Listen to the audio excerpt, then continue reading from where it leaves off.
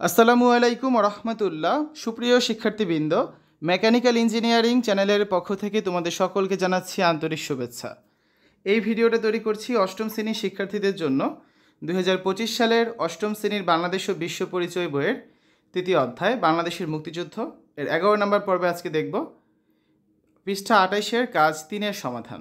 শিক্ষার্থীরা, ভিডিওটির ডিসক্রিপশনে এবং পিন কমেন্টে প্লেলিস্টের লিঙ্ক দেওয়া আছে, সেখান থেকে তোমাদের যার যে বিষয়ের ভিডিও দরকার খুব সহজে দেখে নিতে পারবে। পাঠ 7, মুক্তিযুদ্ধে বিরোধী শক্তি।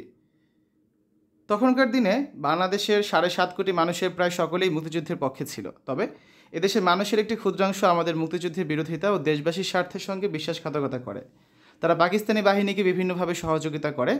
তাদের নিয়ে মুক্তিযুদ্ধের সময় গড়ে উঠেছিল বেশ কয়েকটি সহযোগী সংগঠন, যেমন শান্তি কমিটি, রাজাকার, আলবদর, আল শামস। 28 পৃষ্ঠা যে কাজটির সমাধান করব আজকে আমরা, মুক্তিযুদ্ধের বিরোধিতা কারা করেছিল। ঠিক আছে। 1971 সালে বাংলাদেশের স্বাধীনতা যুদ্ধের সময় কিছু গোষ্ঠী ও সংগঠন মুক্তিযুদ্ধের বিরোধিতা করে এবং পাকিস্তানি দখলদার বাহিনীর সঙ্গে মিলিত হয়ে দেশবাসীর বিরুদ্ধে কাজ করে। তাদের মধ্যে উল্লেখযোগ্য ছিল: 1. পাকিস্তানপন্থী রাজনৈতিক দল ও ব্যক্তিরা। কিছু রাজনৈতিক দল ও ব্যক্তি যারা পাকিস্তানের সংহতির পক্ষ ছিল এবং স্বাধীন বাংলাদেশের বিরোধিতা করেছিল। 2. শান্তি কমিটি, পাকিস্তানি বাহিনীর সহযোগিতার জন্য গঠিত সংগঠন যারা মুক্তিযোদ্ধাদের ধরিয়ে দেওয়া ও পাকিস্তানি বাহিনীর দমন পীড়নের সহায়তা করে। 3. রাজাকার, পাকিস্তানি বাহিনীকে সহায়তা করা একটি স্বেচ্ছাসেবী বাহিনী যারা মুক্তিযোদ্ধাদের বিরুদ্ধে লড়াই করত। 4. আলবদর, এটি ছিল মূলত ছাত্র সংগঠন ভিত্তিক একটি কুখ্যাত বাহিনী যারা মুক্তিযুদ্ধের শেষ দিকে বুদ্ধিজীবী হত্যাকাণ্ডে সক্রিয় ভূমিকা রাখে। 5.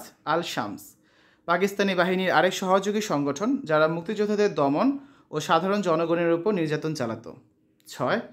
পাকিস্তানি সেনাবাহিনী ও তাদের মিত্ররা, যারা সরাসরি গণহত্যা, লুটপাট, নারী নির্যাতন ও ধ্বংসযজ্ঞ চালিয়ে মুক্তিযুদ্ধের বিরোধিতা করেছিল। তো এই হচ্ছে আজকে আলোচনা। আমরা আগামী ক্লাসে 32 পৃষ্ঠার কাজের সমাধান করে দেব। শিক্ষার্থীরা, এতক্ষণ তোমরা দেখেছো অষ্টম শ্রেণীর বাংলাদেশ ও বিশ্ব পরিচয় বইয়ের তৃতীয় অধ্যায়ের 28 পৃষ্ঠার 3 নং কাজের সমাধান। আশা করি আজকের এই ভিডিওটি তোমাদের কাছে ভালো লেগেছে। আমাদের চ্যানেলের অন্যান্য ভিডিওগুলো দেখার আমন্ত্রণ জানিয়ে আজ এখানে বিদায় নিচ্ছি। আল্লাহ হাফেজ।